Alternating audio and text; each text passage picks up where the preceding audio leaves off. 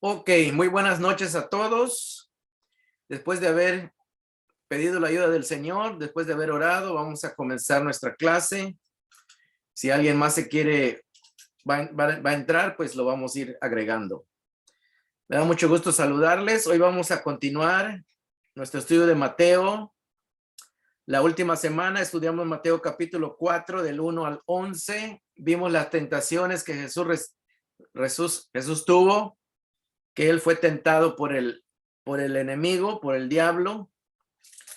Y el diablo pues no pudo vencer a Jesús. El diablo se fue decepcionado de que no pudo hacer de las suyas, así que Jesús venció su primer encuentro, su primer enfrentamiento con el enemigo, y eso nos muestra de que nosotros como hijos de Dios también podemos vencer, porque Jesús, el diablo lo cuestionó a ver si era hijo de Dios, y no pudo hacerlo desobedecer, ni ser independiente al Padre, ¿verdad? Él pudo seguir firme en su convicción de lo que él era, y también demostró que con el conocimiento de la palabra de Dios, él pudo vencer al enemigo, porque el enemigo le propuso cosas que también usó la palabra de Dios de una manera equivocada, mal enfocada, mal interpretada, y Jesús luego se dio cuenta de que pues no era por ahí la cosa, y él conocía muy bien la palabra de Dios, así que no pudo engañarlo ni en la tentación Satanás. Y luego hoy vamos a empezar a ver que después de la tentación, vamos a ver del capítulo 4 del versículo 12 en adelante. La primera sección habla del versículo 12 al versículo 17. Mateo 4, 12 al 17. Sí, hermanita. Hermana Clara. ¿Sí me escucha? Hermanita Clara. Bendiciones para cada uno. ¿En qué Gracias, libro estamos? gracias. ¿En qué libro estamos, hermano? Pero Mateo 4 del 12 en adelante. El versículo 12 al versículo 17 dice que Jesús comienza su ministerio. Dice que cuando oyó Jesús que habían encarcelado a Juan el Bautista, regresó a Galilea, partió de Nazaret y se fue a vivir a Capernaum. Capernaum era uno de los pueblos que estaban alrededor del lago. Alrededor del lago había muchos pueblos de pescadores. O sea que la mayoría, el oficio que ahí más hacía la gente era de pescar, porque vivían junto a un lago. Y entonces de ahí que Jesús se va a vivir a Capernaum. Se cree que en Capernaum vivía Pedro, Andrés, Juan y Jacobo, sus primeros discípulos. Pero lo interesante es de que dice que el versículo 13 partió de Nazaret y se fue a vivir a Capernaum, que está junto al lago de la región de Zabulón y de Neftalí. Zabulón y Neftalí eran dos tribus de Israel, para cumplir lo dicho por el profeta Isaías. O sea que Jesús fue a ese lugar a vivir porque ya estaba escrito por el profeta Isaías que ahí iba a hacer su residencia o su centro de operaciones Jesús. O sea que Jesús no solamente escogió el lugar porque tal vez le gustó o le pareció un lugar bonito. No, nada de eso. Jesús fue ahí porque el profeta ya había anunciado de que ahí iba a ser parte de su ministerio. Y por eso dice que él se fue a vivir a Capernaum. Bien interesante, ¿eh? Porque Capernaum está en la parte norte del país, de Israel. Y es la zona donde viven los pobres. Ahí no habían grandes residencias, ahí no habían lugares de lujo. Todo era pobre ahí. Era viviendas básicas, ¿verdad? Imagínense, hace 2000 años,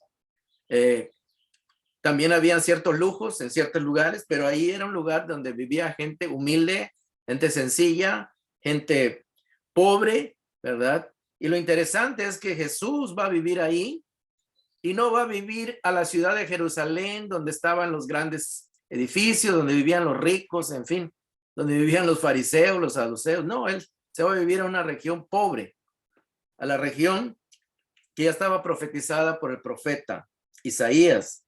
Y ahí lo dice, versículo 14, todo para cumplir lo dicho por el profeta Isaías. Jesús estaba adaptando a lo que ya se había anunciado de él, ya muchos años antes, ¿verdad? 700 años antes, el profeta Isaías ya había anunciado que ahí era la región donde el Mesías iba a vivir. Y entonces dice que ahí se fue Jesús a vivir. Y lo interesante aquí es de que nosotros veamos de que Jesús se fue a vivir a una región de gente pobre, de gente sencilla. Lo que da a entender de que por ser pobre no eres menos importante para Dios. Por estar en condiciones económicas no tan buenas o magníficas, eso no quiere decir que Dios te tenga olvidado, al contrario. Precisamente porque Dios no los tenía olvidados, Jesús fue para allá, ¿verdad? Y eso nos debe ayudar a ver, a tener una perspectiva, un punto de vista de que tal vez nosotros vivimos en una situación, quizás no en las mejores colonias o en los mejores barrios o en los mejores lugares residenciales, pero eso no nos hace menos importantes o más importantes, sino lo importante es que Dios se acuerda de nosotros. Ese es el mensaje, ¿verdad? Que ellos pensaban de que esa gente estaba olvidada por Dios. Una vez un hermano me dijo, platicando, me dijo que él había nacido en un pueblo, yo nací en un pueblito, me dice, que ni Dios se acuerda dónde está, dice. Así como jugando lo dijo, ¿verdad? Pero en realidad, hermanos, la zona geográfica donde nosotros vivamos o tengamos la oportunidad de vivir, eso no quiere decir de que Dios nos tiene olvidado, al contrario. Jesús vino a propósito a vivir ahí porque Dios está mostrando su misericordia. El reino de Dios está presente sobre todo en la gente que está dispuesta a recibirlo. ¿Ves? Y entonces es más susceptible la gente necesitada a recibir el reino de Dios que la gente que está económicamente bien, ¿verdad? Podríamos decir. Aunque todos tienen necesidad de Dios, pero se facilita más con la gente pobre porque su necesidad es más grande. Entonces ven en Dios, ven en Dios aún una esperanza. Entonces, en el versículo 17, dice ahí, desde entonces comenzó Jesús a predicar. Y Jesús predicaba en esa región del lago que está el lago de Nazaret, también se le conoce como el mar de Galilea, que es un lago, no es un mar, pero se le dice así, porque es grande. Entonces, desde entonces, dice el verso 17, comenzó Jesús a predicar, arrepiéntanse porque el reino de los cielos está cerca.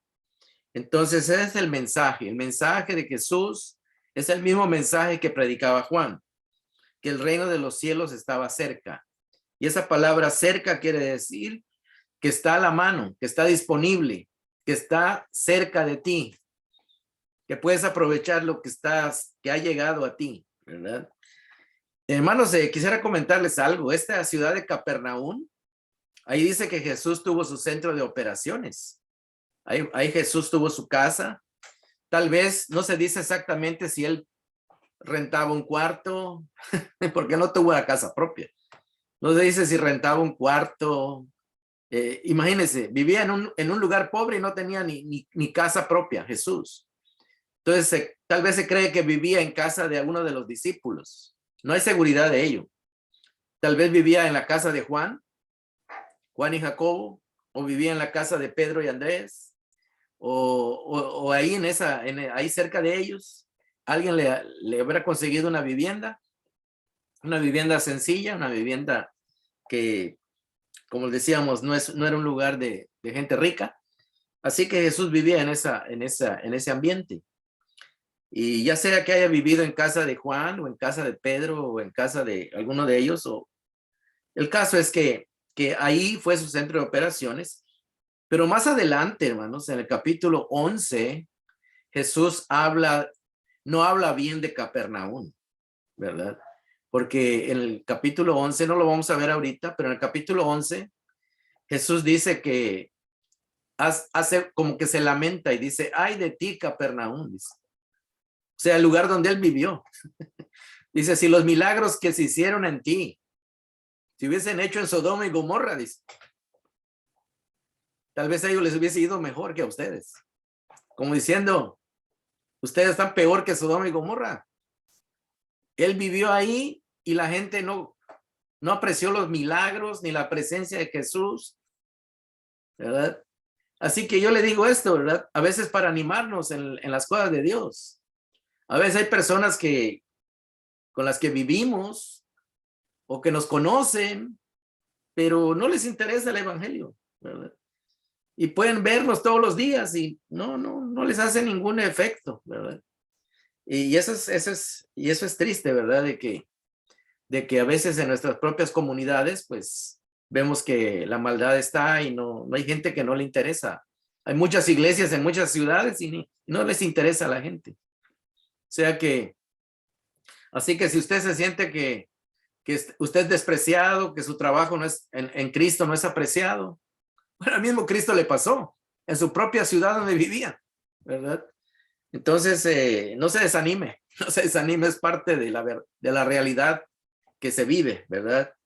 Y luego, en el versículo 18 al versículo 22, llama a sus primeros discípulos que vivían ahí mismo, ¿verdad? Vivían ahí en esa región.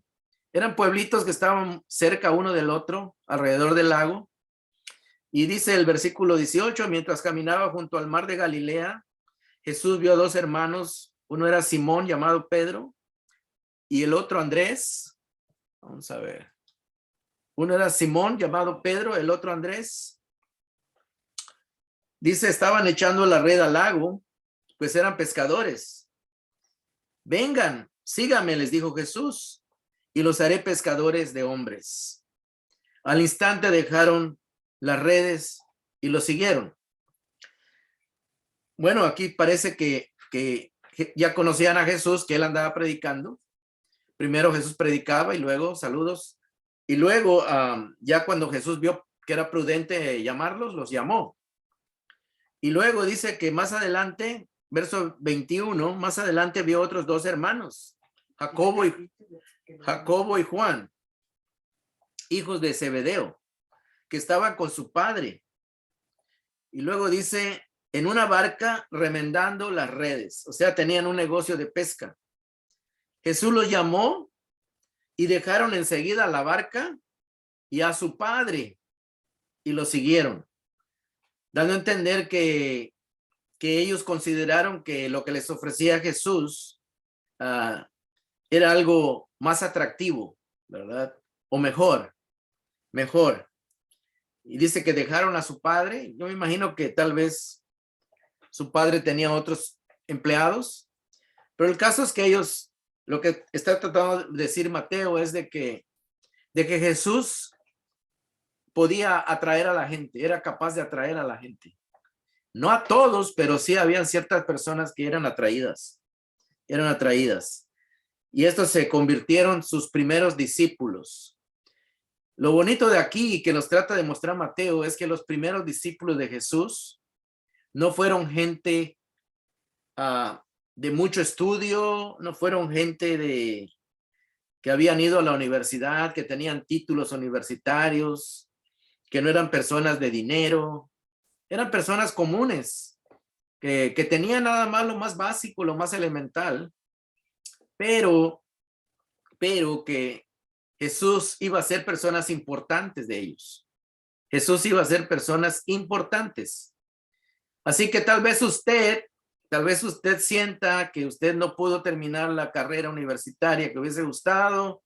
Tal vez usted no vive en la ciudad más importante de Estados Unidos o del mundo, o tal vez usted no tiene la posición económica que tiene mucha gente que tiene mucho dinero. Tal vez usted piense que usted no vale nada, ¿verdad?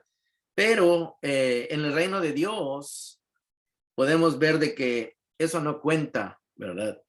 En el reino de Dios, estos personajes que parecían insignificantes, que no valían nada, porque no tenían mayor capacidad, llegaron a ser, y hasta el día de hoy, llegaron a ser personas importantísimas en el reino de Dios. Importantísimas. Los primeros apóstoles, ellos fueron los fundadores de la iglesia. Desde luego que Cristo los entrenó, pero ellos fueron el principio del reino de Dios. Ellos fueron los pioneros del nuevo pueblo de Dios. Ustedes se recuerdan que el pueblo de Israel se formó de 12 hijos de Jacob. El nuevo pueblo de Dios se forma de 12 apóstoles. De 12 apóstoles. O sea que estas personas que parecían personas insignificantes para el mundo, para Cristo no eran insignificantes. Para Cristo llegaron a ser la materia prima donde él iba a empezar el nuevo pueblo de Dios. Y hasta el día de hoy, el pueblo de Dios sigue, y ellos pues dejaron un legado y dejaron una historia de la cual nosotros heredamos y seguimos viendo su ejemplo, ¿verdad? Así que si usted tiene un trabajo sencillo, un trabajo humilde, usted vive en una ciudad pequeña, usted no tiene grandes cantidades de dinero, déjeme decirle que para Cristo usted es valioso. En el reino de Dios usted es valioso. ¿Qué les parece eso? ¿Ah? Dice la hermana que así, ¿verdad? El valor, hermanos, el valor no nos lo da el mundo, ni nos lo da el dinero, ni nos lo da la posición económica, ni nos lo da la universidad. El valor nos lo da el Señor. Usted siéntase dichoso, siéntase una persona valiosa, porque usted fue escogido por Cristo, fue llamado por Cristo, y usted está ahí sirviendo a Cristo. Y eso es más que le debe de llenar no de orgullo, ¿verdad? Sino de sentirse feliz. Sentirse feliz de que usted es una persona importante en el reino de Dios, porque Cristo lo escogió y porque le está sirviendo al Rey de Reyes, ¿verdad? Y usted es parte de un reino eterno, ¿verdad? Son parte de un reino eterno. Una vez los apóstoles estaban contentos, ¿verdad? Estaban contentos y regresaron de una misión. Entonces, se recuerdan allá en Lucas. Llegaron contentos y decían, Señor, estamos contentos porque los demonios se nos sujetaban, decía. Y Jesús les dijo, eso no es nada, les. Deben estar más contentos porque sus nombres ya están escritos, les. En el libro de la vida, en los cielos. Les. En otras palabras, eso no es nada, porque claro que estaban contentos, pero Jesús les dice, comparado con lo que ya tienen en el cielo, olvídese, dice, ustedes tienen ese privilegio y esa grandeza gracias a que ustedes me han recibido, o sea, están trabajando conmigo. Bueno, y ese es el mensaje, ¿verdad? De que cuando uno sigue a Jesús, pues uno se convierte en alguien importante en el reino de Dios, ¿verdad? Así que no se sienta mal por lo que cómo el mundo lo ve a usted. Siéntase bien cómo lo ve el Señor y en qué lugar lo tiene el Señor. Eso es lo que es más importante. Luego empieza en el versículo 23, empieza Jesús a hacer lo que se llama un trabajo misional. Un trabajo misional. No es lo mismo un trabajo misionero a un trabajo misional. Un trabajo misionero es cuando envían a una persona a una región a, podríamos decir, a plantar una iglesia. Esa es una misión. O a convertir personas al evangelio. Eso es trabajo misionero, ¿verdad? Pero el trabajo misional es diferente porque es Jesús que se involucra con la gente directamente. El trabajo misional no es un trabajo el trabajo misional es un trabajo de relacionarse con la gente. Eso es el trabajo misional. Espero que entiendan eso. Por eso es bien importante esto que vamos a ver. Dice, verso 23, Jesús recorría, ¿qué es lo que el Jesús recorría? Dice, toda Galilea. Y Galilea, hermanos, era una región bien grande. Había cantidad de pueblos. O sea que Jesús estaba en contacto con la gente. Él iba a buscar a la gente. Dice, enseñando en las sinagogas, o sea que entraba a los centros de estudio, donde se estudiaba el Antiguo Testamento, anunciando las buenas nuevas del reino. Y luego mire lo que hacía con la necesidad de la gente. Y luego dice, sanando toda enfermedad y toda dolencia entre la gente. O sea que la sanidad llegaba, Jesús no solo llevaba la palabra, sino que llevaba ayuda a la gente necesitada en el sentido que los sanaba, tenía el poder para sanarlos. Eso es un trabajo misional, ¿verdad? ¿Por qué? Porque se acercaba a la gente, miraba la necesidad de la gente y la gente pues recibía el beneficio de la sanidad en la persona de Jesús. Y luego dice, verso 24, su fama se extendió por toda Siria. Siria es más allá de la frontera. Siria es otro país, es el país vecino. Y le llevaban todos los que padecían de diversas enfermedades, ¿sí? Los que sufrían dolores graves, los endemoniados, los epilépticos, los paralíticos, y él los sanaba. O sea que Jesús, hermanos, estaba poniendo en práctica lo que se había anunciado de él. Allá en Isaías, ahorita no vamos a buscar el pasaje, pero en Isaías se había anunciado de que los cojos iban a andar, que los ciegos iban a ver, y que hasta un canto hay allá, ¿verdad? Que el poderoso de Israel, los ciegos verán, y eso ya estaba anunciado que cuando llegara el reino de Dios, cuando llegaba el reino de los cielos, el Mesías, una de las señales de su llegada es que él iba a traer sanidad física a la gente que estaba necesitada, ¿verdad? Desde luego que era una sanidad temporal, ¿verdad? Porque tarde o temprano, pues todos se murieron, ¿verdad? Pero era una muestra de que el reino de Dios había llegado. O sea, de que era como una señal que ya estaba anunciada. Y luego dice el versículo 25, lo seguían grandes multitudes de Galilea, Decápolis. La palabra Decápolis quiere decir 10 ciudades. Eran 10 pequeñas ciudades que estaban juntas. Esa área se le llamaba Decápolis. Deca quiere decir 10 y polis, ciudad, Decápolis. De Jerusalén, que estaba lejos, de Judea, que era el sur, y la región al otro lado del Jordán.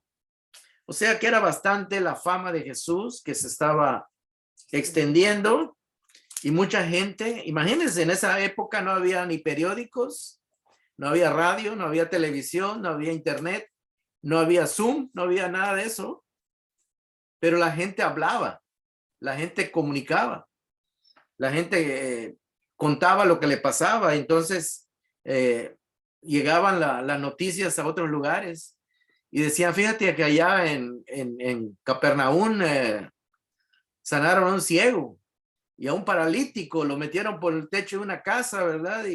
Y también lo sanó, y a un leproso y otros leprosos, y así empezó a correr la fama de Jesús.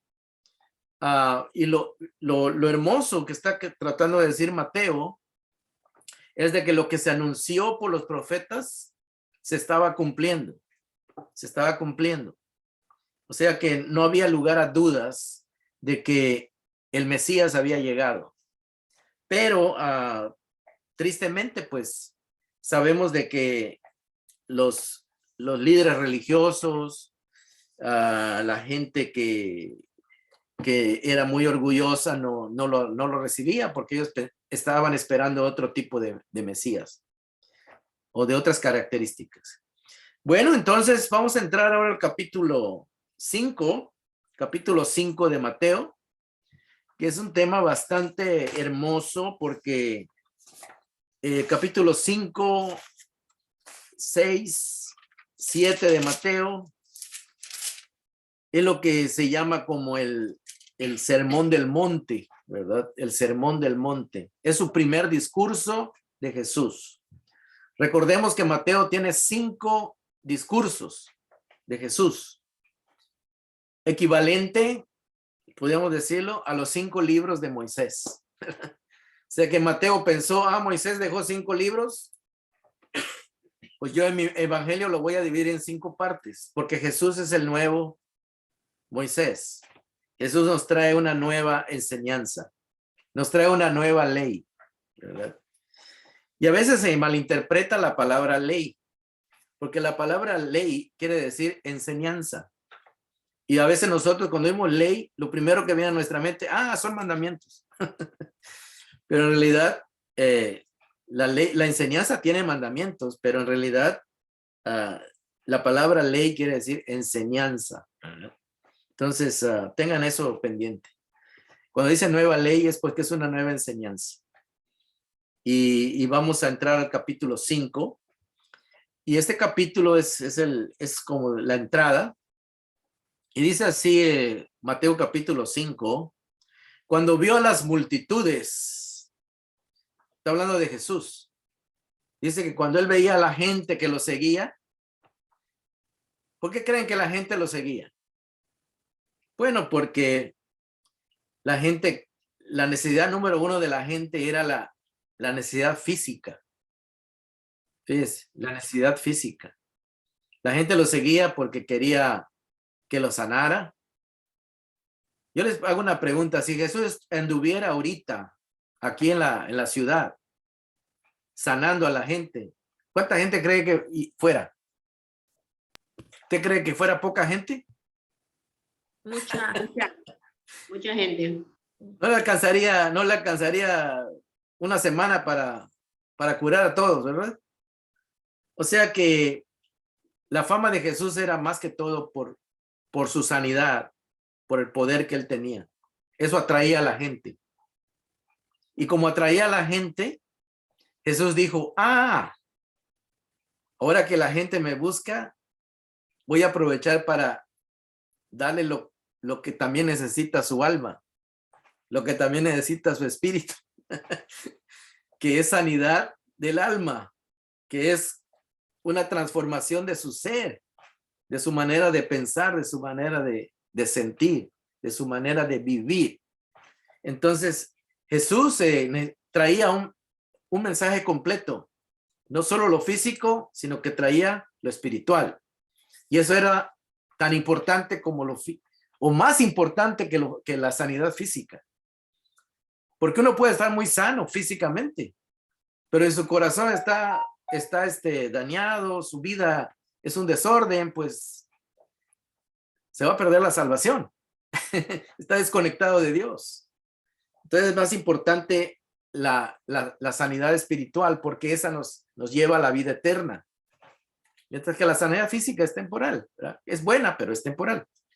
Entonces dice, cuando vio a las multitudes, dijo, ya que hay mucha gente que me anda siguiendo, dice Jesús, ahorita es el momento de que yo les pueda enseñar, de que ellos necesitan sanar su alma, tener un estilo de vida de acuerdo al plan de Dios. Dice, cuando vio a las multitudes, subió a la ladera de una montaña.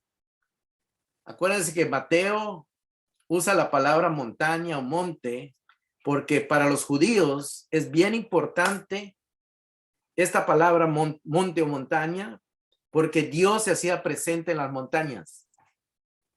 ¿Ves? Mateo dice, tengo que conectarlo con Dios, que Jesús viene a hablar en nombre de Dios. Nos trae una nueva ley. Moisés se subió a una montaña y Dios le dio la enseñanza para el pueblo.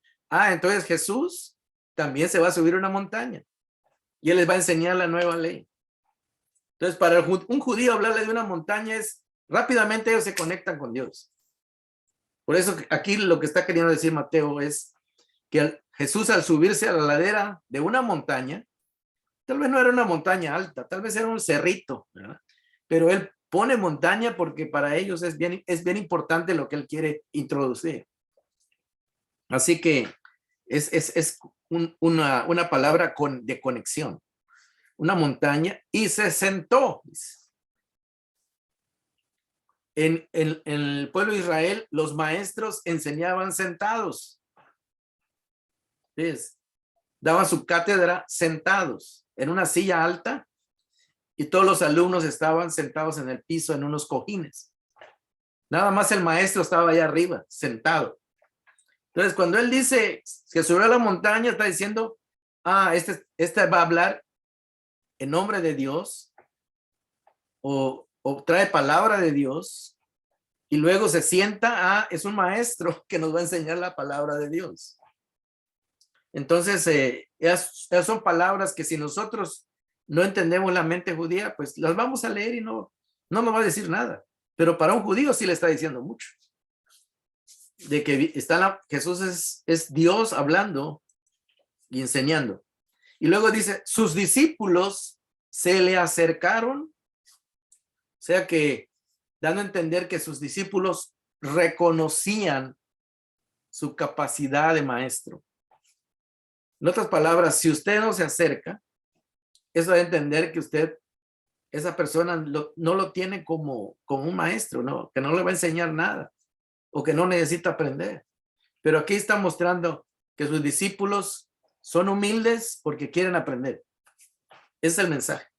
Cuando dice que sus discípulos se acercaron, están mandando un mensaje porque los fariseos nunca se le acercaron a Jesús para aprender. ¿Verdad? Y aquí está marcando una diferencia. El que se acerca a escuchar la palabra de Dios, como estamos haciendo ahorita, estamos mostrando que somos humildes, que la necesitamos aprenderla para mejorar nuestra vida. Y no es solamente, se acercaron, no se acercaron por curiosos, se acercaron porque querían aprender. Eso es el mensaje. Y tomando él la palabra, comenzó a enseñarles. Ahí está el comienzo, ¿verdad? Empezó a enseñarles diciendo, y aquí vamos a ver varias bienaventuranzas. Esta palabra bienaventuranzas habla acerca de cómo ser dichoso. Una persona bienaventurada es una persona que le está yendo bien, que está siendo feliz, que está disfrutando su vida, ¿verdad? Por el otro lado, una persona desdichada es una persona que la está pasando mal. Y Jesús está diciendo, si tú la quieres pasar bien, si tú quieres ser una persona que disfrute realmente las bendiciones del reino de Dios, del reino de los cielos, te voy a describir cómo necesitas ser. Bueno, cuando nosotros leemos las bienaventuranzas, vamos a ver que aparentemente son contradicciones de lo que nos enseña el mundo, ¿verdad? Porque el mundo te enseña a ser independiente, ¿verdad? El mundo te enseña a no depender de nadie, que tú puedas arreglártelas por ti solo. Y eso es en base al orgullo humano. Mientras que el reino de los cielos es todo lo contrario, ¿verdad? Nos van a decir cosas que a la gente generalmente no le enseñan a hacer.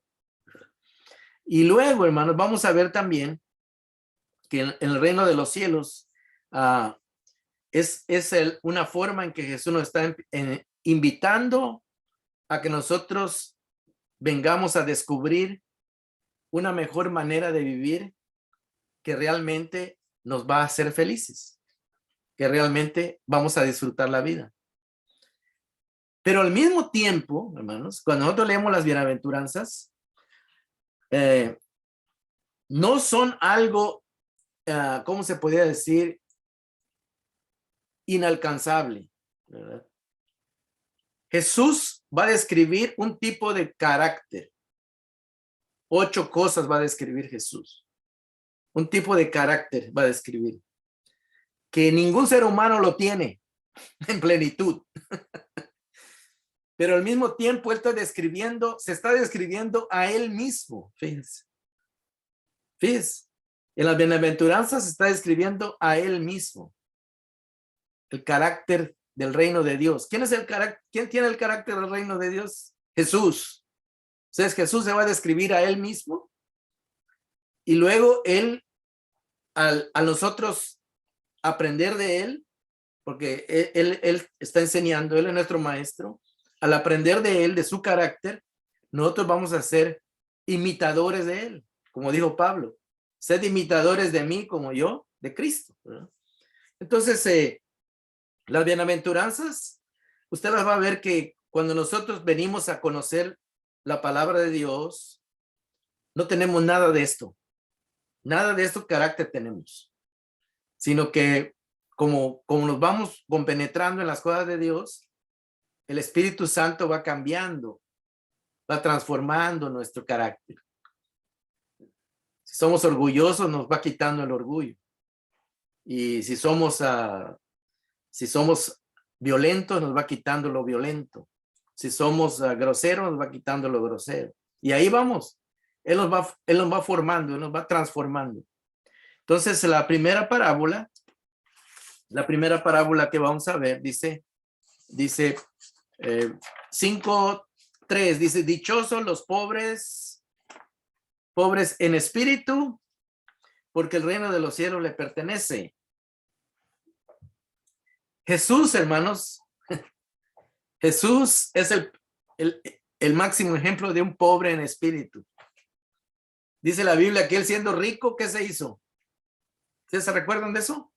Amén. Se hizo pobre. Segunda de Corintios 8:9 dice que siendo rico se hizo Pobre. Pero no está hablando de una pobreza material, aunque también fue pobre materialmente, pero la pobreza que se refiere es pobre en espíritu, se está refiriendo a que espiritualmente él no dependió de sus propios recursos, siempre dependió de la ayuda de Dios. Aun cuando él iba a hacer un milagro, ¿se acuerdan qué hacía? Primero le decía al Padre, Padre, bendice este milagro. O sea que lo hacía pidiendo siempre la dirección de Dios, pidiendo la ayuda de Dios. ¿Se acuerda cuando resucitó Lázaro? Él dijo, Padre, yo sé que siempre me escuchas. Siempre ponía a Dios en primer lugar. O sea que él, pobre de espíritu, quiere decir que tú no dependes de tus propios recursos. Porque un pobre es el que le faltan recursos, el que no tiene recursos suficientes. Y Jesús los tenía, ¿verdad? Los tenía, pero él a propósito se rebajó, ¿verdad? Se rebajó, dice, y se hizo humilde. Entonces, él dice que siempre dependió del Padre. Él siempre se dejó guiar por el Espíritu Santo, ¿verdad? Y siempre le dio la gloria al Padre, ¿verdad? Sí, eso es ser pobre de espíritu. Dice, Jesús cuando vivió en la tierra se hizo pobre material y emocional, ¿verdad? O sea que él siempre le pedía, oraba al Padre. Ustedes se recuerdan que dice que Jesús se apartaba, se iba a solas a orar. ¿Y por qué iba a orar? ¿Por qué piensan que ustedes, él iba a orar? ¿Con quién platicaba? ¿Con quién se imaginan que platicaba? ¿Qué le pedía al Padre? Le pedía fuerza, le pedía que él pudiera terminar su trabajo, que le ayudara a no pecar, a controlar su carácter. O sea que como humano él necesitaba ayuda para poder vencer. Eso quiere decir que él dependía del Padre. Que el Padre ¿se acuerdan que aquí en la tentación, después de la tentación, dice que vinieron los ángeles, acudieron a servirle, a fortalecerlo? ¿Por qué? Porque él siempre fue una persona pobre, o sea que no usó sus recursos, sino que los hizo a un lado para siempre depender del Padre. Eso ser pobre espiritual, ¿verdad? O sea, depender de Dios. Yo le hago una pregunta, ¿usted necesita fuerza de Dios? ¿Usted necesita el aire que usted respira? ¿De quién se lo regala? Se lo regala Dios, ¿eh? La comida que usted come. Todo lo que tenemos dependemos de Dios. Cuando Jesús estaba aquí en la tierra, dependía de Dios, del Padre. Acuérdense que él se hizo hombre y sufrió calor, sufrió cansancio, sufrió todo, igual que nosotros. Pero él no fue orgulloso. Al contrario, él siempre dependió del Padre. Eso quiere decir, pobre es una persona que no tiene recursos. Pero en el caso espiritual, ¿verdad? Jesús siempre usó los recursos que le proveyó el Padre, el Espíritu Santo. Eso es ser pobre en espíritu, ¿verdad? Entonces, Jesús es el más grande ejemplo, que él dependía del Padre, ¿verdad? Él nunca se independizó y dijo, yo voy a valerme por mí mismo, ni nada de eso. Luego vemos, dice que el reino de los cielos les pertenece. O sea que la persona que depende de Dios o que pone su dependencia en Dios, Dios le va a proveer lo que necesita. Es pobre, pero Dios se lo va a proveer lo que necesita, ¿verdad? En lo material y en lo espiritual, ¿verdad? Si usted se siente emocionalmente decaído, ¿quién le va a dar el ánimo para seguir viviendo? Dios. Usted va a clamar a Dios, Dios le va a proveer. Dios es nuestro proveedor material, espiritual y emocional, ¿verdad? O sea que nosotros, al depender de Dios, reconocemos que somos pobres en espíritu y que lo necesitamos, que dependemos de él. Pero Jesús nos dio el máximo ejemplo, ¿verdad? Entonces, en el reino de los cielos, si usted es una persona que pone su dependencia en Dios, Dios no lo va a defraudar. Es como aquel pobre que se sienta a pedir limosna. Es una persona que tal vez está incapacitado, no puede trabajar, no tiene dónde ganarse la vida, pues va allá a la calle y pone ahí a pedir limosna. Depende de lo que le den los demás, materialmente hablando. Espiritualmente nosotros, todos los días que oramos, ¿qué es lo que hacemos? Le estamos diciendo a Dios, Señor, te necesitamos, ayúdanos porque estamos en necesidad, ¿verdad? Entonces, esa es parte de la pobreza espiritual. Y es bien importante que eso es lo que nos ofrece el reino de los cielos. Por ejemplo, los romanos, que era el imperio que vivía en la época de Jesús, no ayudaban a nadie, al contrario, les quitaban su dinero.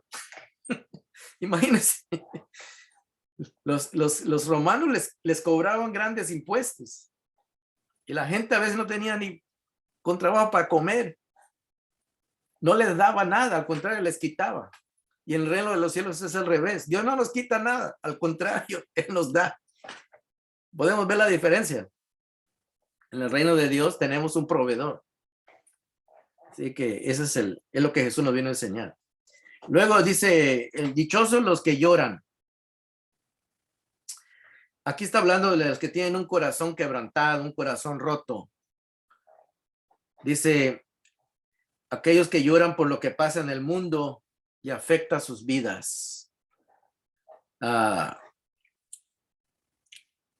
el mundo no podemos encontrar consuelo. En el mundo no podemos, el mundo crea los problemas, pero no crea el consuelo. Entonces, en el reino en el reino de Dios, dice aquí que los que lloran o los que sufren tienen a alguien que los pueda consolar, que los pueda confortar, ¿verdad? Y eso nada más va a pasar si usted entra al reino de Dios, ¿verdad? O si deja que el reino de Dios llegue a su vida. Está dejando que Dios llegue a la vida suya. Y usted va a encontrar consolación. Va a encontrar, primero va a encontrar la riqueza que Dios nos va a dar lo que necesitamos. Entonces, aunque el mundo nos cree tristeza, ¿verdad? Por lo que está pasando, nos haga daño, ya sea materialmente o anímicamente, o sentimentalmente, emocionalmente, tenemos a alguien que nos levante el ánimo. Dios nos dice, tú eres mi hijo. Yo estoy contigo. Yo no te dejo ni te abandono. Y esto te consuela. Porque aunque el mundo te trate mal, hay alguien que te ama y te consuela. Así que ya lo que te haga el mundo, yo sé que tengo un Dios que me ama, ¿verdad? Y eso me consuela. Bueno, vamos a darle entrada a alguien más aquí. Bueno, entonces estamos viendo eso. La número 3 dice, dichosos los humildes. Otras versiones dicen, dichosos los mansos. Los mansos son las personas, ustedes, para ilustrar eso, siempre se pone la imagen de un caballo, ¿verdad? Un caballo que es bien bravo, que es bien, un caballo que no está domado, pues no obedece al jinete. Entonces, ustedes saben que hay que domesticar al caballo, ¿verdad? Entonces, mientras no está domesticado, pues no va a dejar que nadie se suba en su espalda y lo lleve de aquí para allá. Entonces, la persona mansa es la persona que se deja guiar. Que se deja guiar. La persona humilde es la que se deja guiar, la que no es orgullosa. Manso es el que se deja guiar. Es la persona humilde que reconoce que no sabe lidiar con los problemas de la vida y que necesita que alguien lo guíe. En el reino de Dios usted encuentra la guía que usted necesita para los problemas que va a enfrentar en la vida, ¿verdad? Entonces, y Jesús es el máximo ejemplo de la humildad, de la mansedumbre. Él dijo, aprendan de mí, que soy como dijo, soy manso y humilde. y humilde de corazón. Ujú. Entonces, Jesús está describiendo el carácter del reino, que él mismo es, pero que también necesitamos desarrollar en el reino de Dios, ¿verdad? Entonces, y luego dice, porque recibirán la tierra como herencia. Pero esto no es que nosotros vayamos a recibir un pedazo de tierra. Simplemente que está mencionando que así como Dios le cumplió al pueblo de Israel cuando lo sacó de Egipto, que les dijo que les iba a dar una tierra que fluye leche y miel. Y Dios se lo cumplió, ¿sí o no? Dios los llevó, los instaló ahí, pasaron por muchas dificultades por su desobediencia, pero Dios cumplió. Y Mateo está hablando en términos que los judíos entienden, como diciendo, si tú eres humilde, Dios te va a cumplir lo que te promete, ¿verdad? Si te dejas guiar por Él, en el reino de Dios, tienes un Dios que cumple sus promesas, ¿verdad? Y a nosotros no nos ha prometido una tierra de polvo aquí en ningún país. Él nos ha prometido la vida eterna, ¿verdad? O sea, un reino eterno. Entonces, para nosotros no es una tierra lo que nos va a dar. Nosotros nos va a dar la gloria, nos va a glorificar, ¿verdad? Pero nomás lo usa con términos judíos para que ellos lo entiendan, ¿verdad? Que Dios es un Dios que cumple y da la herencia que Él promete, ¿verdad? Como un padre. Luego pasamos al número 6, verso 6. Dichosos los que tienen hambre y sed de justicia, ¿verdad? En otras palabras, aquellos que sienten la necesidad de hacer lo bueno, lo que a Dios le agrada, que no se sienten satisfechos en su vida cuando hacen lo malo. Fíjense, no se sienten satisfechos cuando hacen algo que está mal. Entonces, no se sienten felices, se sienten mal, ¿verdad? Entonces, una persona que tiene hambre y sed de justicia es aquel que desea hacer lo bueno, desea ser una buena persona. Eso quiere decir. Necesitan el alimento que viene de Dios para sus vidas. Hambre y sed de justicia está hablando de lo espiritual. Sí, nosotros necesitamos el alimento espiritual para que nuestra vida sea una vida buena, ¿verdad? Si usted no come materialmente, usted se muere débil. Espiritualmente usted no come, ¿qué va a pasar? Espiritualmente se muere, ¿verdad? Entonces, la justicia es algo que viene de Dios. Es hacer lo correcto, hacer lo bueno.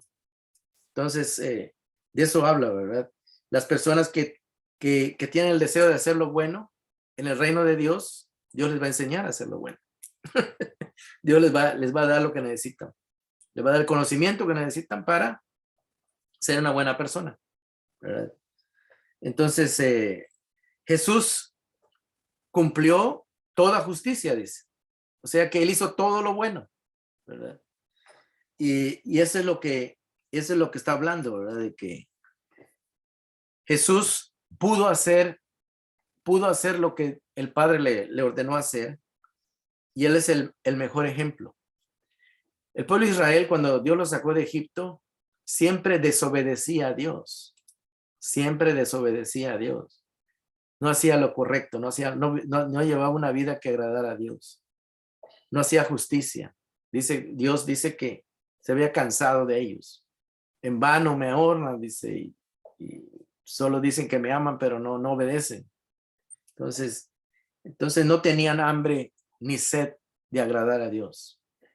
Entonces, eso es bien importante, ¿verdad? En el reino de Dios.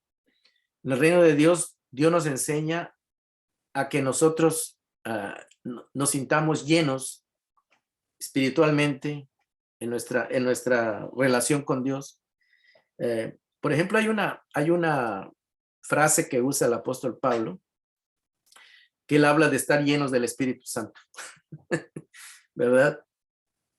No está hablando de llenar el estómago, ¿verdad? Físicamente, sino está hablando de llenar nuestra mente, nuestro corazón, nuestros sentimientos, nuestra manera de ser, de pensar, ¿verdad? Estar lleno del Espíritu Santo quiere decir que nosotros vamos a poder ser la persona que Dios quiere que seamos, ¿verdad?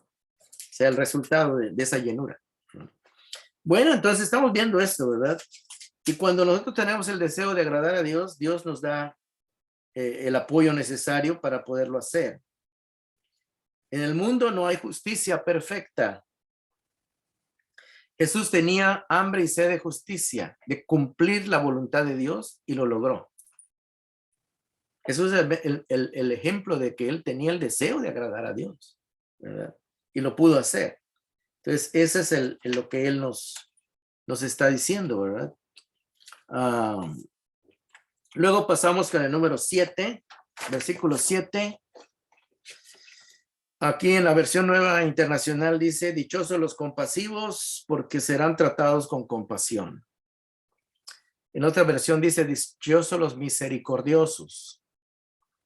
La palabra misericordia tiene que ver con el corazón. La palabra misericordia es del corazón que se duele o se compadece por la miseria de otro. ¿Ves? El que se compadece por la miseria de otro. Porque cordia viene de cardia, que es corazón, ¿verdad? Entonces, el corazón que se siente, ¿cómo se dice? Se compadece, ¿verdad? Cuando ve la miseria del otro, la necesidad. No sé si a usted le ha pasado cuando ve a una persona que está en necesidad, pues su corazón se le, no sé, sientes algo que deseo de ayudar, ¿verdad? El deseo de ayudar a alguien cuando lo ves en una condición. Entonces, ese es el carácter de Dios. La Biblia dice que Dios es misericordioso. Sí hemos leído eso en la Biblia, ¿no? Que Dios es misericordioso. Él cuando ve nuestra necesidad, se le conmueve el corazón. ¿Alguna vez se le ha conmovido el corazón por alguien? Desde luego, ¿verdad? Pero en el reino de Dios es lo que aprendemos, ¿verdad? De que Jesús se compadeció, fue una persona compasiva cuando vio la necesidad de los demás. Y aún cuando estaba en la cruz, él pidió perdón por aquellos que lo estaban lastimando, ¿verdad? Entonces vemos que la misericordia nos lleva a perdonar, ¿verdad? Nos lleva a perdonar. Cuando alguien nos ha lastimado, cuando alguien nos ha hecho daño, tenemos compasión porque vemos a aquella persona como una persona que no sabe comportarse, no ha aprendido nada de Dios, ¿verdad? Y nos da lástima. Nos compadecemos de él y decimos, no, pues no tomamos en cuenta sus ofensas porque nos compadecemos, ¿verdad? De eso está hablando más que todo, pero eso nada más lo aprendemos de Dios, lo aprendemos de Cristo, ¿verdad? Ese es el asunto, ¿verdad? Hay algo bien importante, ¿verdad? En esta parte, porque tal vez ustedes se recuerdan de una enseñanza que está en la Biblia del rey David. El rey David dice que ya cuando él estaba en el trono, él preguntó que si no quedaba ningún descendiente de aquel su amigo Jonatán, ¿verdad? Porque se hicieron muy buenos amigos. Jonatán era el hijo de Saúl. Saúl no lo quería a David, pero Jonatán, que era el hijo de Saúl, amaba a David, lo miraba como un hermano, ¿verdad? Entonces David averiguó si quedaba algún descendiente. Ustedes saben de que sí tenía un descendiente, Jonatán, tenía un hijo que se llamaba Mefiboset, que estaba lisiado de los pies. Una vez dice que de chicos, la señora que lo cuidaba, por esconderlo para que no lo maten, corrió y se cayó, se le quebraron las piernas al niño y quedó inválido. Entonces, y él vivía escondido porque tenía miedo de que David lo fuera a matar. Y David lo buscó y le extendió misericordia, ¿verdad? Y dice que le restituyó las tierras que eran de su papá. Y luego dice que vivió en el palacio con él, ¿verdad? Y se sentaba a la mesa con él, ¿verdad? ¿Por qué? Porque él se compadeció de él, ¿verdad? Porque era hijo de su mejor amigo, de Jonatán. Y aunque el abuelo del niño no lo quería, Saúl, sabía que su amigo Jonatán era un buen hombre y se habían prometido que se iban a ayudar si faltaba alguno de ellos. Así que él se fue movido a misericordia. Entonces, es lo que está hablando, ¿verdad? La misericordia es cuando uno se compadece de alguien en necesidad. Y pues la persona más misericordiosa que conocemos es Jesús, ¿verdad? Que se compadeció de nosotros y dio su vida por nosotros, ¿verdad? Y así vemos todo eso, ¿verdad? Dichosos los compasivos, dice, porque serán tratados con compasión. Dichosos los misericordiosos, dice la otra versión, porque recibirán misericordia. O sea que es algo que Dios nos enseña. Aprendemos en el reino de Dios a ser misericordiosos, pero lo aprendemos de Dios mismo. Luego dice, dichosos los de limpio corazón. Esta es una bienaventuranza muy bonita. Los de limpio corazón. ¿Quiénes serán los de limpio corazón? Son aquellos que no juzgan, no condenan a la ligera, ¿verdad? Que no viven amargados, ni envidiosos, ni celosos de otras personas, ni son hipócritas, ¿verdad? sino todo lo contrario, son aquellos que son fieles. Una persona de limpio corazón es aquella persona que es fiel, que no piensa mal del otro. Eso es algo bien hermoso, ¿verdad? Un corazón como el de Cristo. ¿Podrá haber alguien que tuviera más limpio el corazón que Cristo? No. Él era, aunque conocía la maldad de la gente, él no los trataba mal, ¿verdad? Sino que siempre deseaba lo mejor. Cuando tú le deseas lo mejor a alguien, eres una persona de buen corazón, de un corazón limpio, porque no le deseas su mal, al contrario, le deseas su bien. Y luego dice, ese carácter solo se lo podemos aprender a Cristo, ¿verdad? A Cristo, en el reino de Dios. Y cuando nosotros llegamos a las cosas de Dios, pues venimos con un corazón totalmente corrompido, lleno de... Ahí la Biblia dice que el corazón sale tantas cosas malas, que de puro no tiene nada. Entonces, es una transformación que tiene que hacer el Espíritu de Dios, Espíritu Santo. Pero eso nada más pasa en el reino de Dios, en el reino de Cristo, ¿verdad?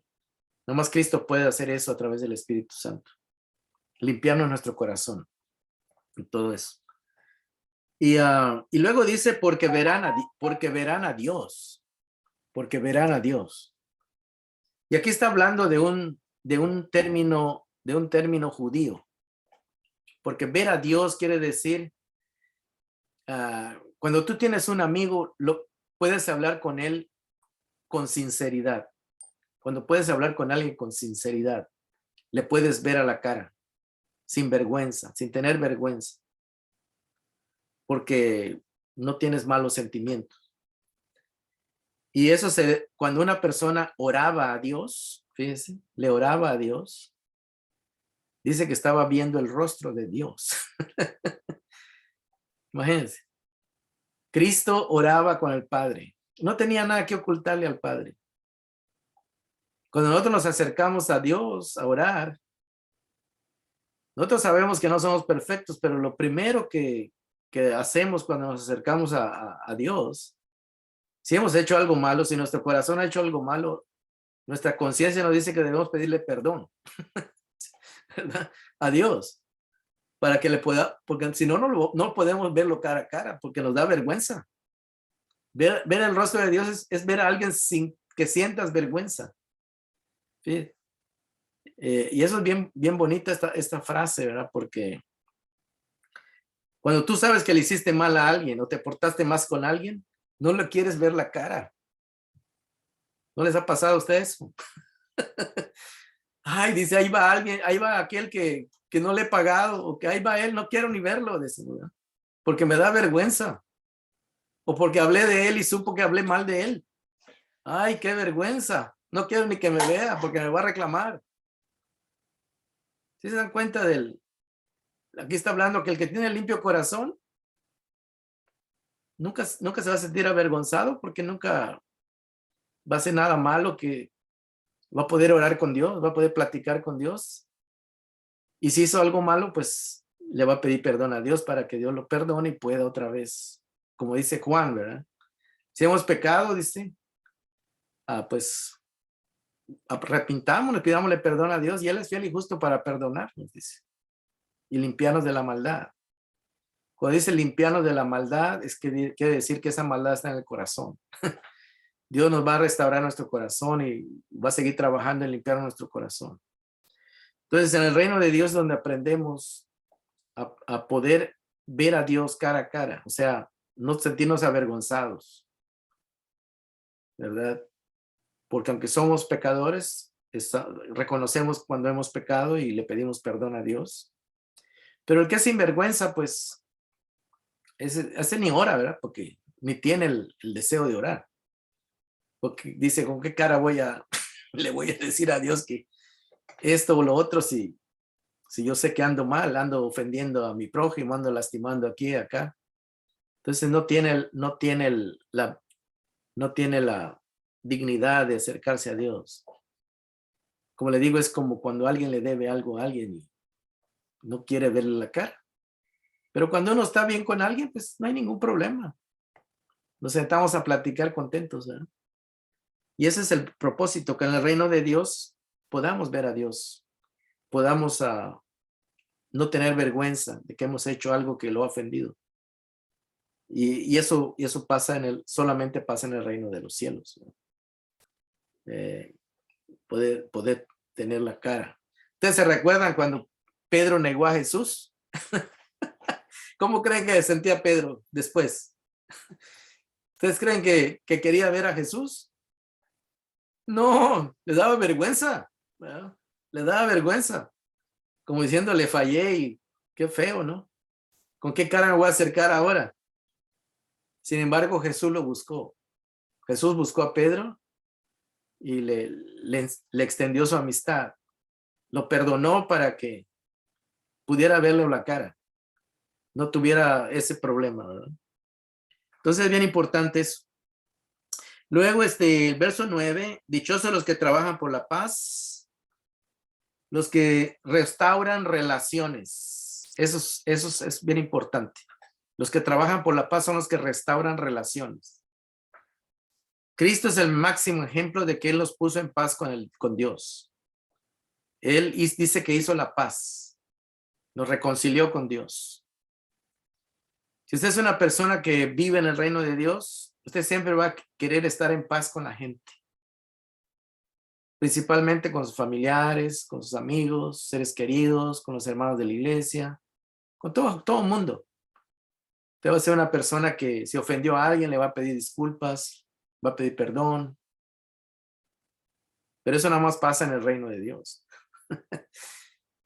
Eso es una característica de los hijos de Dios. Por eso dice, dichosos los que trabajan por la paz porque serán llamados hijos de Dios. El ejemplo de Dios, Dios nos reconcilió.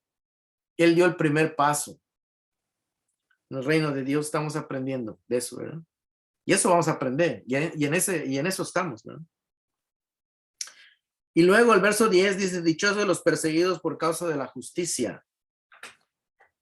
No son los que lo está persiguiendo la justicia, porque son malos. No a eso se refiere. Sino dichosos los que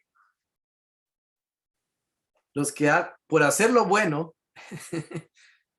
los corruptos o los políticos o los que están en liderazgo, no los pueden ver. Como a Juan, lo que le pasó a Juan el Bautista. ¿Ustedes saben qué le pasó a Juan el Bautista? ¿Qué le pasó a Juan el Bautista? Le cortaron la cabeza. ¿Y por qué le mandaron cortar la cabeza? Porque el rey Herodes había tomado a su cuñada, a la esposa de su hermano Felipe, se la había quitado y ahora era su esposa. La agarró como mujer. Y Juan fue y le dijo, ¿sabes qué? Lo que estás haciendo está mal. Tú estás viviendo en pecado. Es la esposa de tu hermano, ¿no? ¿Cómo que la vas a agarrar para ti? Entonces, si Herodes hubiese hecho caso a Juan, iba a tener que dejar a esa mujer, si le hubiese hecho caso, para que, si él quería agradar a Dios. Entonces, la mujer no le convenía que su esposo la mandara de vuelta con su ex, porque a lo mejor ya se iba a quedar como el perro de las dos tortas. Ni con una, ni con uno, ni con otro. Iba a dejar de ser la reina, imagínense. Y dijo, Juancito me está echando a perder la fiesta, dijo. Si sigue hablándole a mi marido, a lo mejor convence a mi marido, a mí me mandan a volar. Dijo. Así que preparó un plan con la hija y cuando la hija bailó, lo llamó Herodes y le dijo, ¿qué es lo que quieres? Dame la cabeza de Juan el Bautista, dijo. Dice que Herodes pues se puso un poco triste, pero ¿cómo estás? Imagínense, la cabeza del profeta, la cabeza del hombre de Dios. Hermanos, hay gente que está dispuesta a no dejar el pecado. Entonces persigue a aquellos que los denuncian. que hablan de la justicia de Dios. Y así a muchos profetas los mataron, ¿verdad? A muchos profetas los mataron por decirle Jeremías, hermano. Jeremías lo castigaron por decirle al rey que se rindiera ante el rey de Babilonia, que era mejor que se rindiera y así no los iban a matar. Los iban a llevar esclavos, pero no los iban a matar. Y aquel no mandó a golpear al profeta y total que a ese rey lo mataron, le sacaron los ojos y mataron a sus hijos delante de él por no hacerle caso, ¿verdad? Y así es en los apóstoles, así también les pasó, ¿verdad? Todos los apóstoles los mataron por llevar el evangelio. Entonces, pero lo importante es que lo que dice aquí en el verso 11, dichosos serán ustedes cuando por mi causa la gente los insulte, sea por hablar del evangelio, hablar de la justicia de Dios, los persiga y levante contra ustedes toda clase de calumnias. Alégrense y llénense de júbilo, dice, porque les espera una gran recompensa en el cielo, dice. En el cielo, tal vez aquí en la tierra los gobernantes no los quieran, o los políticos o los corruptos no los quieran, pero en el cielo ustedes tienen una gran recompensa. Jesús está diciendo, ustedes son bienvenidos, son gente importante en el reino de los cielos. Así también persiguieron a los profetas, dice.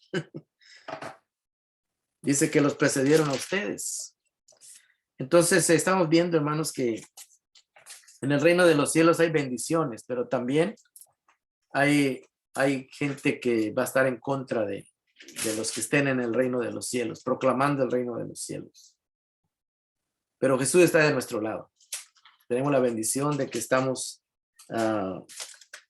del lado del Señor, y el Señor nos dará lo que necesitemos para poder llevar su palabra, vivir una vida que agrade a Dios, ¿verdad? Y todo esto está dentro del marco del reino de los cielos, ¿verdad? Jesús una vez le dijo a sus discípulos que recibirán muchas bendiciones, dice, más que lo que pueden recibir en esta tierra, pero también persecuciones, dijo. Dijo, o sea que no va a ser un trabajo fácil ser parte del reino de los cielos, pero es un trabajo bendecido, ¿verdad? Porque hay una recompensa muy grande. Entonces, esa es la clase de hoy. Me gustaría escuchar sus comentarios sobre alguna de las bienaventuranzas que tienen. Yo sé que son bastantes, ¿verdad? Pero podemos tener unos minutos para ver qué les llamó más la atención, qué les gustó más. Y luego pueden volver a ver la clase por YouTube a partir del domingo o el lunes, ya la tengo en YouTube. Siempre trato de ponerla el viernes o el sábado, pero por más seguridad el domingo, el lunes ya la pueden ver. Pero me gustaría que abran sus micrófonos si quieren comentar algo. ¿Qué piensan ustedes de las bienaventuranzas?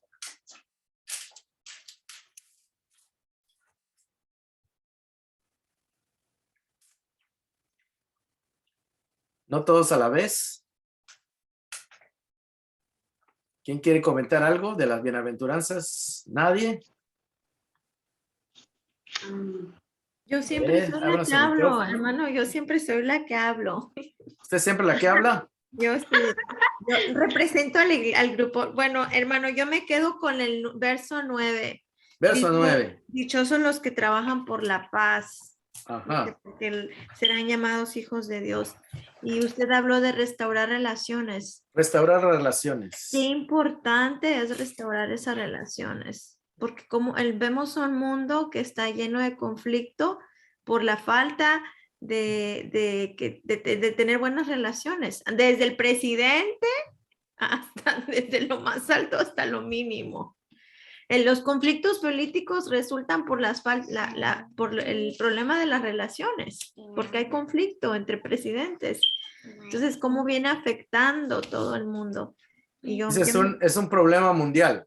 Yo me quedo con eso. Pero para empezar, el problema está podríamos decir, en la pareja, ¿verdad? Tenemos que empezar con la pareja, en la casa, ¿verdad?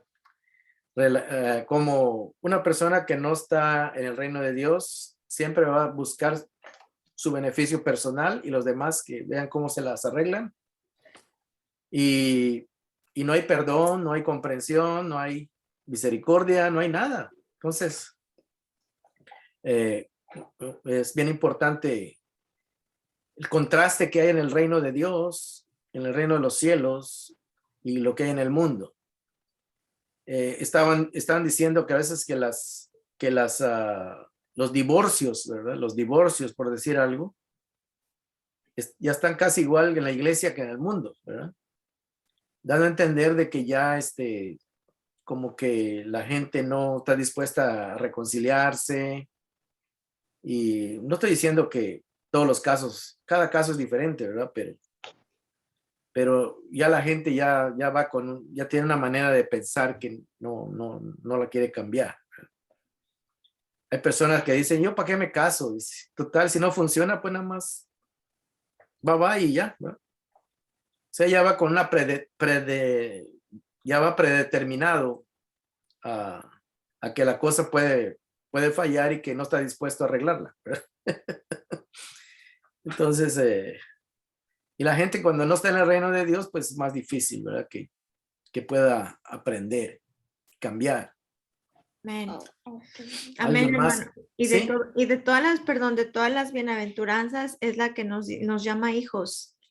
Y yo creo Sí. que es lo más hermoso, ¿no? Porque lo demás, como la herencia, ¿verdad? Serán saciados, serán tratados con compasión, pero aquí nos llama hijos, dice, dichosos los que trabajan por la paz porque serán llamados hijos de Dios. Entonces, qué promesa Sí. tan más hermosa hay. Pero déjeme decirle de que todas son importantes porque todas hablan de un carácter transformado. Un carácter transformado. Y si usted mira Gálatas 5:22, donde es el fruto del Espíritu, usted va a ver que es casi lo mismo. Amor, bondad, misericordia, fe, todo, casi dominio propio, todo casi son idénticas, nada más que están dichas de otra manera. O sea que si el Espíritu Santo no nos transforma, no estás dentro del reino de Dios, aunque estés en una iglesia. Pero si el Espíritu Santo no deja que te transforme, eres como que vas a la iglesia, pero que no hay ningún cambio en ti. Entonces, no estás en el reino de Dios. Cristo no te está sometiendo al reino de Dios. Entonces, y por eso mucha gente tiene una religión, pero no está en el reino de Dios. O sea que no vive el cristianismo. Porque el cristianismo es transformación, es un poder. El Espíritu Santo Dios nos lo da para que transforme nuestra vida, que seamos personas parecidas a Cristo, no 100% igual, pero parecidas a Cristo, con el carácter de Cristo. Entonces, vamos a poder ser felices, vamos a poder disfrutar de una mejor vida. Quizás no como la ve el mundo, porque es otra manera de ver la vida. La vida en el reino de Dios es otro tipo de vida, ¿verdad? Otro tipo de valores, otro tipo de recompensa, otro tipo de felicidad. Hermano Luis, Sí. yo pienso que si somos transformados dejamos que el Espíritu Santo nos transforme, venimos a ver todas estas bendiciones que Dios nos está prometiendo, porque estas son bendiciones. Si Dios te bendice, Dios bendice al humilde, Dios bendice al que llora. Entonces vamos a ver más las bendiciones de Dios en nuestras vidas. Así es. Ese es un trabajo que, primeramente, Cristo se presenta como que Él Jesús es el bienaventurado, porque Él tiene todas estas bienaventuranzas en Él. Amén. Pero a la vez, Él nos dice, necesitan ser transformados a mi imagen, a mi semejanza, ¿verdad? Para que ustedes puedan realmente ser hijos de Dios. Entonces, es un proceso en el cual el Espíritu Santo empieza a trabajar en nuestra vida y empezamos a ser transformados, ¿verdad? Y usted se da cuenta cómo vive el mundo. No hay necesidad que se lo diga. Usted sabe cómo es la gente que no conoce a Dios, cómo es su carácter, cómo es su modo, cómo es su vida, cuáles son sus valores. Y usted sabe cuáles son los valores de una persona que realmente está siendo transformada por el Señor, ¿verdad? ¿Alguien más? Bueno, sí, yo quería comentar para mí uno de los más difíciles, que dice dichosos los limpios de corazón.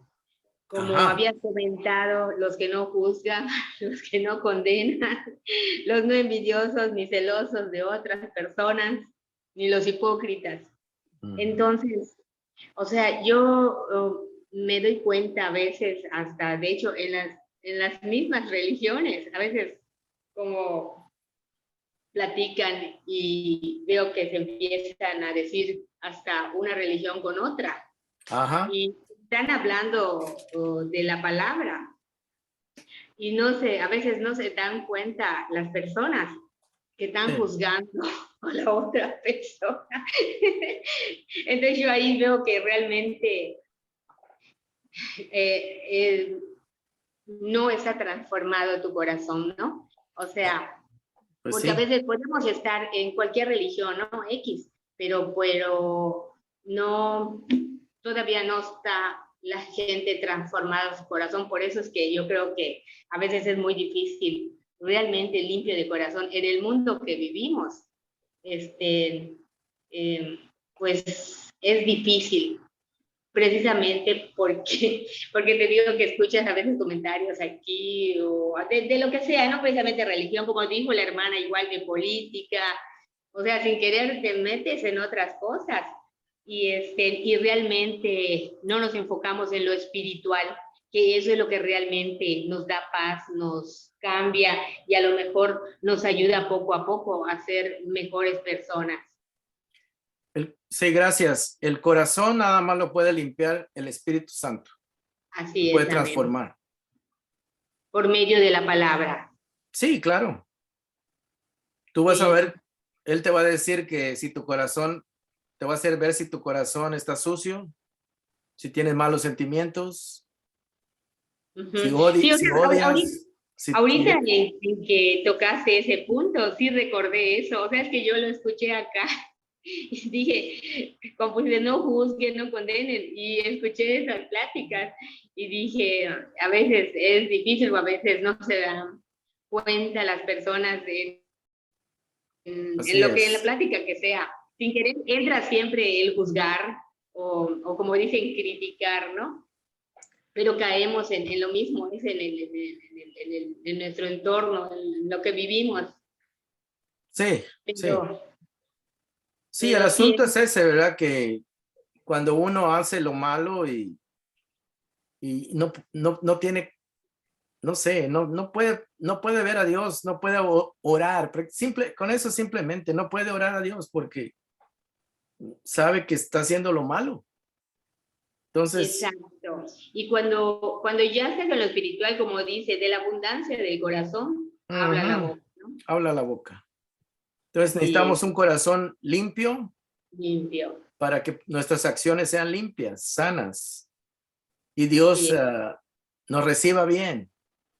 Y primo, fíjate, eso que dice, como rodearnos de lo positivo, de lo bueno, alimentarnos de la palabra de Dios, que es lo que más nos alimenta y nos va cambiando. Ajá, sí. Bueno, Entonces, ¿alguien más quiere comentar? Bueno, Marvin. Sí, a mí me llama mucho la atención porque yo creo que el Señor es el único bienaventurado, pero también en Juan Él nos llama bienaventurados porque sin verle creímos. O sea que yo más veo que son como cualidades de cada persona o de cada creyente, porque si no tenemos esas cualidades, o sea, ya estamos viviendo el reino de los cielos, ¿verdad? Y ¿sí? si no las tenemos, entonces estamos fuera del reino de los cielos o ¿qué está Estamos, pasando? estamos en el reino de los cielos, pero estamos creciendo como un niño que está aprendiendo, Ujú. ¿verdad? Pero ya estamos dentro porque ya nos ha recibido como sus hijos. Estamos Sí. es como un niño, ¿verdad? Un niño es tu Ujú. hijo, pero todavía no crece, no madura. Tienes que enseñarle, tenerle paciencia. Y me llama mucho la atención porque creo que todos lloramos en diversas situaciones, a veces de alegría, a veces por alguna pena, ¿verdad?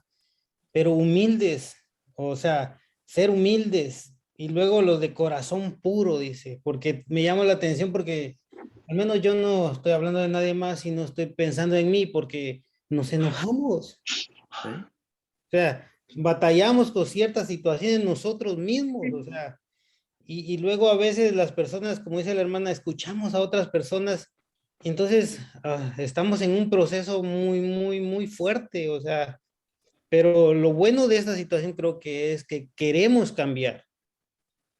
Le voy a hacer una pregunta. Le voy a Ajá. hacer una pregunta, Marvin. ¿Alguna? Yo no sé si tú odias a alguien, no lo sé. Mm, Pero, hasta aquí espérate, no, espérate, no. espérate. Ujú, Si tú no hubieses conocido a Cristo y Cristo no viviera en ti, el Espíritu Santo no viviera en ti, tú tendrías motivos para odiar a alguien, ujú, pero no lo odias. ujú, Tu corazón en esa área está limpia, ujú. porque no tienes ese odio, ese rencor, o sea que no tienes por qué sentirte avergonzado. Si tú odiaras a alguien Ujú. y tú quieres ir a orar, Jesús dice, ¿sabes qué? Arregla primero, si tienes un problema, arréglalo primero y luego vienes a orar. O sea, no vivas una doble vida, es lo que está diciendo. O sea que todo tiene Dios te enseña que corrijas lo que tienes que Sí, corregir, ¿ya? sí, creo que sí, Para porque que no vivas avergonzado y puedas acercarte a Dios y puedas ver su rostro. O sea, puedas platicar con él. sí, yo creo que sí, pastor, porque todos tenemos situaciones y yo en mi trabajo tuve una situación con un compañero y yo no podía trabajar. Ujú. Porque simplemente me afectaba, o sea, no podía concentrarme, no podía yo hacer mi trabajo y hasta que yo empecé a orar y le dije al Señor, Señor, haz que me hable, haz que me hable, Señor, porque yo quería, o sea, y meterme, o sea, decir algo, pedirle perdón, porque más que todo había algo que estaba dentro de mí en el pedirle perdón, porque aunque no hubiera sido el que lo haya ofendido directamente, pero yo quería obtener el perdón, porque mi mente estaba pensando acerca de que ¿y si hoy viene Cristo? O sea, ¿qué sucedería? Pues, ¿verdad? Tal vez yo fui un poco extremista, pero realmente es lo que yo viví y realmente no me importó que él no me dijera, o sea, te perdono. Yo le dije sí, porque hasta él dijo, te escucho. Le dije, solo quiero pedirte perdón. Y me dijo, ok. Y pues desde ahí la relación empezó a cambiar para mejor y todo eso. Y no me importó que me dijera tanto te perdono, porque realmente yo lo que quería era sacar lo que tenía dentro, ¿verdad? Sacarlo, o sea, declararlo y ser perdonado, aunque él me dijo, sí, no te preocupes, o sea, no tengo nada que perdonarte, pero te perdono si te sientes bien. Yo dije, no, pues no sabes ni cómo me siento, o sea, de verdad. Otro ejemplo que te voy a dar. Una persona que no tiene limpio el corazón, le hacen algo y dice, no, este me las va a pagar. No, Y eso está sí. buscando una oportunidad para hacerle una maldad. Ujú. Entonces, su corazón no está limpio. ¿Por qué? Porque siempre está pensando en la maldad, ¿verdad? En cómo desquitarse. No puede perdonar. Pero Ajá. una persona que tiene el corazón limpio puede perdonar. O sea, ¿por qué no guarda rencor? Y quiere estar en paz. Primeramente porque Dios nos ha puesto ese carácter. Dios lo pone. Si uno no Sí, está en el reino de Dios, pues no, pues se agarran a pleitos, se insultan, se dicen, sí, hasta se matan, sí, claro, yo creo se que sí, odian por toda la vida, sí, porque el corazón está malo, está enfermo, no está sano. Entonces, nada más el que lo puede sanar es Jesús. Entonces, con el Espíritu Santo, ¿no? eso es buenísimo. ¿Qué les parece si seguimos la plática la otra semana? Porque ya se avanzó el tiempo y no quiero abusar de su cortesía, pero creo que lo que estudiamos nos hizo ver que en el reino de Dios es una vida diferente, es un carácter diferente, que es producto de nuestra relación con Dios y la transformación del Espíritu Santo en nuestra vida. Amén. El Espíritu Santo trabaja con los que reciben a Cristo Jesús en el reino de Dios, en el reino de los cielos. El Espíritu Santo no trabaja con los que están afuera porque no lo quieren. Jesús lo dijo ahí en Juan, no lo pueden recibir porque ni le ven, ni lo conocen, ni saben qué es, ni les interesa saberlo. Están en su mundo, están en su carne, ¿verdad? En su pecado. Pero cuando uno viene al reino de Dios, empieza a reconocer que así necesita precisamente la pobreza espiritual. Necesitamos la ayuda de Dios. Ahí empieza todo. Estoy pobre espiritualmente, no puedo obedecer a Dios como Él quiere. Necesito ayuda, necesito que Dios me dé la capacidad de obedecerle. Empieza a transformar mi corazón, empieza a cambiar mi carácter y ya las cosas empiezan poco a poco a ir cambiando, mejorando. Cuando se da usted cuenta, ya es otra manera de pensar, otra manera de sentir. Usted puede perdonar, usted puede reconciliar a las personas, usted puede ser, es otra persona prácticamente. Y eso es lo que el reino de Dios trae. Transformación. Amén. Y todo para honra y gloria de Dios. Amén. Amén. Bueno, pues gracias por su atención. No quiero abusar de su tiempo porque también no quiero hacer los videos muy largos. Pero todo lo que hemos estudiado hoy, medítenlo durante la semana y repásenlo. Si quieren volver a ver el video, lo pueden ver más. Yo voy a tratar de ponerlo mañana en YouTube, ¿verdad? Pastor José Escalante, los Evangelios. Ahí sale. Esta es la clase 5. Y vamos a seguir estudiando y gracias por participar.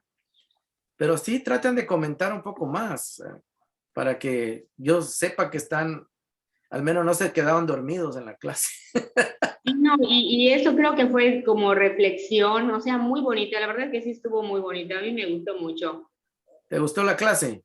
Sí, bastante, bastante. Sí, sí. Bueno, espero que hoy en la noche puedan orar y puedan ver el rostro de Dios. Amén. O sea, que puedan tener paz. Eso quiere decir, cuando estás en paz, puedes hablar con Dios, ¿verdad? Cuando tu corazón no tiene amargura, no tiene resentimiento, puedes acercarte a Dios con toda confianza y Él te va a ver a la cara y puedes platicar como platicas con un amigo. No tiene nada que avergonzarte. Y si tienes algo que avergonzarte, pues pídele perdón. Y Él te perdona, ¿verdad? Así es, sí. Hermano Gilardo nos despide con una oración. Amén. ¿Sí me escucha? Sí, te escuchamos. Ok. Vamos a orar, pues. Dios nos bendiga a todos. Bondadoso Señor que mora en la altura de los cielos, en Cristo, nuestro Señor y Salvador de nuestras vidas. Venimos ante tu presencia porque tú eres bueno, fiel a tu pacto, fiel a tu palabra, fiel, Señor, a ti mismo. Gracias, Jesús, gracias, Espíritu Santo, porque pudimos, Señor, estudiar algo de tu palabra. Bendice cada uno de nosotros e injerta, Espíritu Santo, en nuestro corazón, en nuestro propio espíritu, tu bendita voluntad y todo lo que tú quieres que seamos conforme a tu carácter.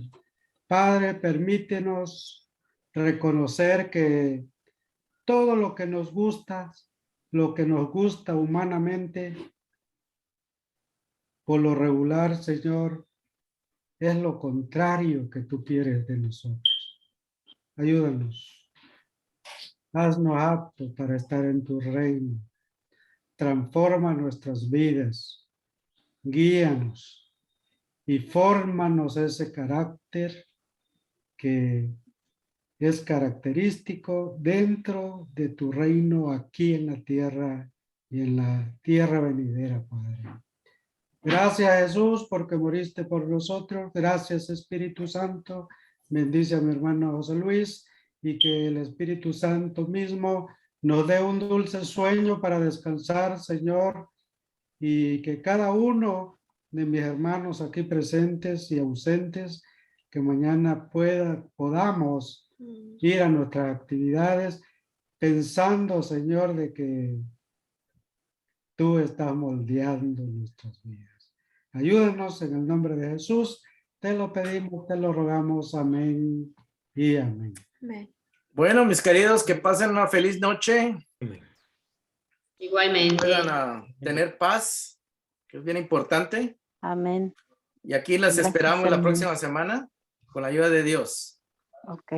Cualquier Gracias, cosa, me Pastor. pueden, Buenas noches. si tienen alguna Buenas pregunta, noches, me pueden Vicky. llamar, me pueden mandar un correo, me pueden un texto, lo que quieran. Y estamos a la orden, ¿eh? Amén. Buenas noches, Amén. Vicky. Buenas noches. En Buenas México ya noches, son las saludos a 12. todos. Gracias. Buenas noches. Bendiciones. Bye. Saludos a todos. Bendiciones. Bye. Amén, amén. Hermana, adiós. Amén. Bye. Ay, no se ve mi cámara.